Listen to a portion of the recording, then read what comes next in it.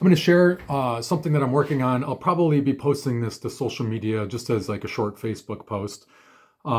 Still deciding where. But this is basically goes along the lines with concepts that I'm trying to capture and put words to. And it goes, the world is not here to appease us, but will reflect one's projected thoughts about it, collectively and individually. This projected reflection reveals lifetimes of erroneous thought systems. As these layers of false beliefs get stripped away, one will discover that the world will do what it does and be what it is. But as your reactions to the world lessen and you respond less and less to perceived tyranny, your body will literally lighten, not necessarily by weight, but by lumens. So, what I'm working on this is this idea that this world isn't here to like appease us, and the world isn't the final be all end all of experience. It sort of could be seen as school, or they become a manifestation into the world with amnesia, forgetting all of the lifetimes that we've lived before. And so, all of those lifetimes where I've lived feeling separate and then buying into these and reacting to these false belief systems builds up what Buddhists or Hindus, I think, would call karma. So, you have this karmic response to life where all of these interactions come into our field of experience based on all of our previous past reactions, based on false pretenses. And so as you begin to awaken, you start to react less and less. So you start to see, and in that equanimity, that space of equanimity where you're not reacting, it means you're being present to what's in your body. And when you're doing that, you might start to see like these things bubble up in your mind where it's like, oh, that reaction system that was in me was tied.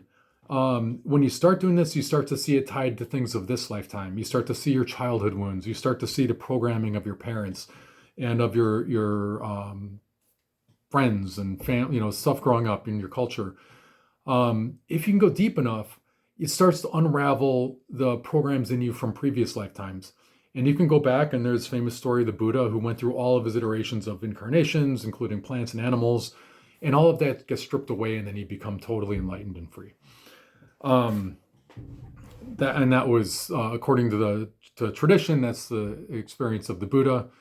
It doesn't mean that that is the way it has to go for you completely, but it's generally illuminates what could be a path to life where you start to see life is not against you. It's for you, but you don't even have to look at it as for or against. If you look at it as neutral, like the world, the physical world is going to do what it does. As you start to change your reactions to it, you might start to notice that your actual experience changes. So it doesn't even need to say like the world's for you or against you. You start to notice the deep connection between you and your experience.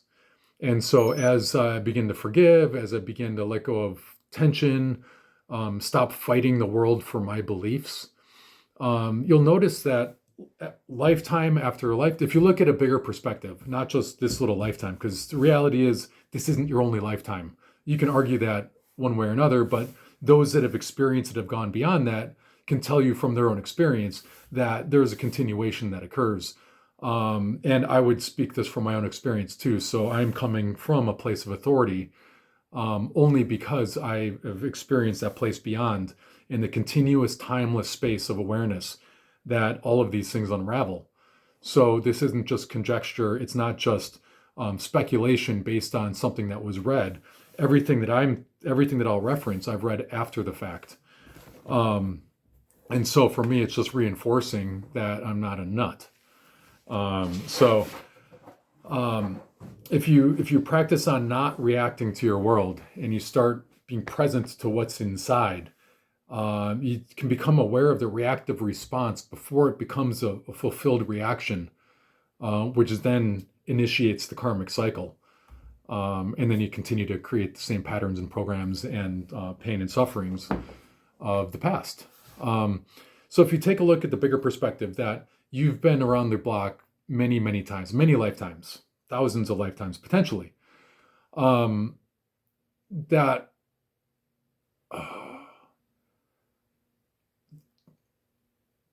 what would I say? Kingdoms have risen and fallen. Nations have risen and fallen. Societies have risen and fallen, good and the bad. And there's always this ebb and flow going on. So in that perspective, there's no need to it's like to jump onto the bandwagon to make something change out of fear that it should be other than it is. When you meditate deeply inside of you and you go in, you start to see like the way I saw the world was so deeply connected to my inner turmoil, my inner pain, my inner sense of feeling separate. All the times I didn't act on my inspiration, all the times I didn't do what was the right thing, even when I was too young to know better. But when you start meditating, you start to realize that you did know better. Even when you were a child, while you're being programmed, there was something inside of you that knew better, for whatever reason, just didn't act on it. And so we all have that somewhere deep inside. We all have that innate knowingness somewhere deep inside.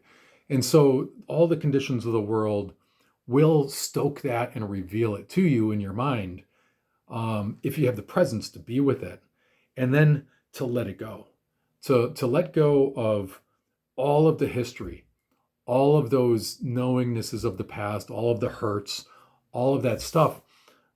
It's possible to let that go. I'm not saying it's easy.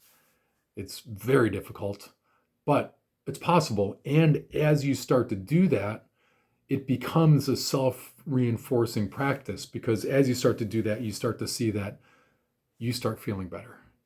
Even if the world's at war, you can still be at peace. Even if there's chaos, you can still have organized thoughts. Even if there's deception going on, you can be honest. And it doesn't require the world to be reflecting. It doesn't require the world to show you that in order to be in that space. And if you can be in that space, well, then you're not reacting anymore, and you're not causing anyone else in your vicinity to show you that internal reaction. So you're actually helping the world by integrating what's internal, and that way the reflection of the world will match that. It always does. The world isn't like it's a thinking thing saying, "Hi, it's not like the God that I've been taught growing up, where he's an arbiter of punishment or salvation. That was the guy that I was taught, this guy up in the sky that's like judging you based on if you do the right thing or not. That's garbage. That's hogwash, and that's brainwashing. So if you can look at the world as neutral, where the world just is as it is, it's not judging you.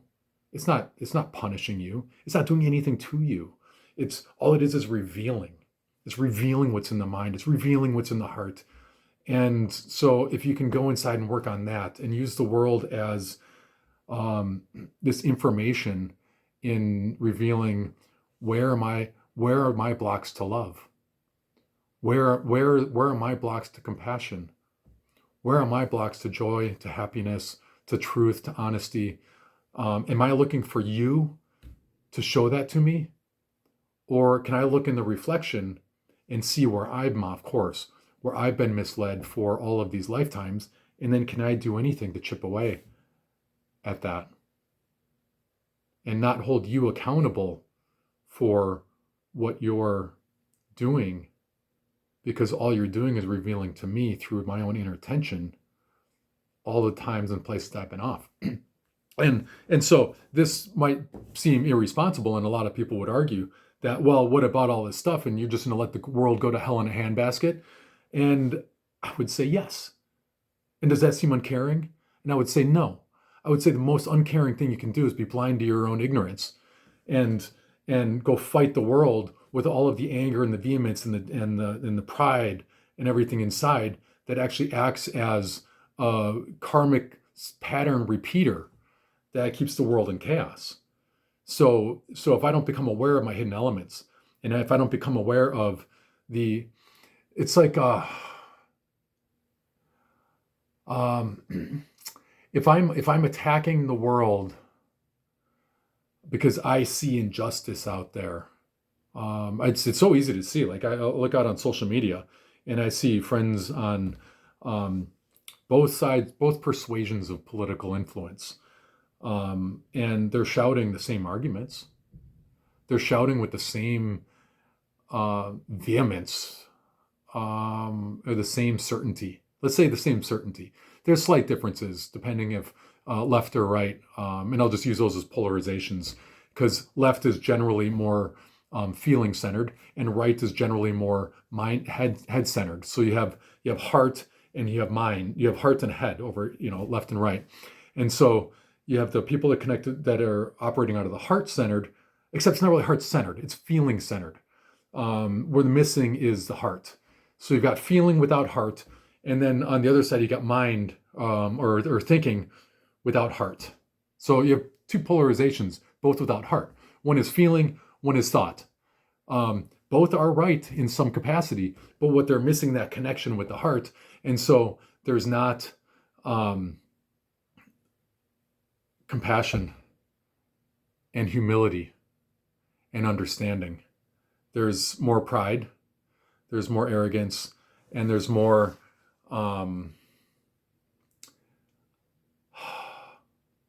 well, and it varies. This varies depending on the side. So there's some blindness that goes on because the arguments that one will give, say from the left side, they don't see their own tyranny of their own mind, and how what they're shouting and what they see on the other side is actually their own internal tyranny. And like, how can you shout out and say it and be like, oh, it's your own tyranny, blah blah blah. But then, but then on the other side, on the right side, um, that pride and some arrogance and the non-connection with the heart center on, and these are just generalizations. So if you take this personally and you're offended, um, take a look at it. Take a look at the offense. How does that feel? How does that feel? Where do you feel it in your body? Like, is there something there? Because if you're offended, there's been some identification that that's taken place, and you can take a look at that. So then I say this with only because I look at my own, and I'm willing to see my own areas that I get blocked, and I'm willing to be called out on it and make adjustments. Most people aren't able to do that because to make that adjustment, you have to let go of something. But once you've had everything stripped away, once you've had all of your possessions stripped away, once you've had all of your identities stripped away, you can't take anything else away. So, what else is there? And that's what you get to find out. When you start allowing yourself to get stripped of your identity, and you're clinging to knowing how the world should be, then there's some freedom that comes in there. And it's freedom because you're not tied down to needing these things to reflect back to you that you're good, that you're supported, that you're valuable, that your life is justified. All of those things that, we spend our lives trying to strive to get the world to reflect back. Once all is stripped away and then you realize who you are, you don't need that stuff. And so there's no need to battle the world. And, hopefully some of you come to that place where you realize you don't need to battle the world. The struggle is the struggle within yourself to become free of the old programs. Quite literally, you're like a blade of grass, and the sun, and the sun shines, and you reach out for the sun, you reach out for that light. Literally, a chlorophyll in you that processes sunlight. Like you're just a plant with thoughts, and so if you can get to that place where you're not fighting the world, which is fighting your own old stories about history, and you can relax into this place of being, your needs get fulfilled. You don't have to worry about that. Your needs will get fulfilled. Your prayers get answered. And the only work is to struggle within yourself to let the old stuff go. Look at the world and let the world reflect back what you're still holding on to so that you can let it go. Let go of attachments, let go of clingings, let go of cravings. All of those things keep you tied and tethered like a drug addict to showing up as the world seemingly demands based on current cultural norms. That's not life. That's not who you are. So, it's possible to become free from all of it. And it's possible to find moments. Maybe, it's a rare occasion. Maybe someone like Carl Jung, I get into like the older things like Jesus or the Buddha or something, but like we're currently, I mean, there's tons of people that reach this state, but like Carl Jung, he's a pretty big influence on our modern thought system. And um, he's impressed me by reading some of his stuff that he finally got to that state of the silent mind. He battled his demons internally and finally got to the place where he settled all arguments. And then he just got to go about his life, So it's not like life goes away, but the struggle does. And you don't have to struggle for your mere existence anymore, or for to justify who you are, or to prove who you are, or any of that stuff. That's all just arguments in the mind. And if you can let that go, you can live in peace with the silent mind. And imagine what that would be like, walking down the street without internal arguments. Excuse me. And being able to pursue your dreams with more pleasure, even in the midst of obstacles, because that's just the nature. Like things, there are always obstacles, but they don't have to be setbacks. They don't have to be burdens. They can just be like part of the process. And you can enjoy the obstacle because the tension is part of growth. Just how everything stresses in order to grow. Like you got to shed your old skin. You got to do these things. So, metaphorically, how does that look in your life? So I think I'm going to wrap that up here. I only intended this to be a paragraph and I just kept talking. So hopefully you got through this whole thing. We'll see. I'd love some feedback. My hope is to have dialogue. So it's not just me spitting stuff into a camera. So please, if you've listened this far, thoughts, questions, thoughtful questions would be amazing. I'd love to continue a dialogue. All right. Thanks. Take care.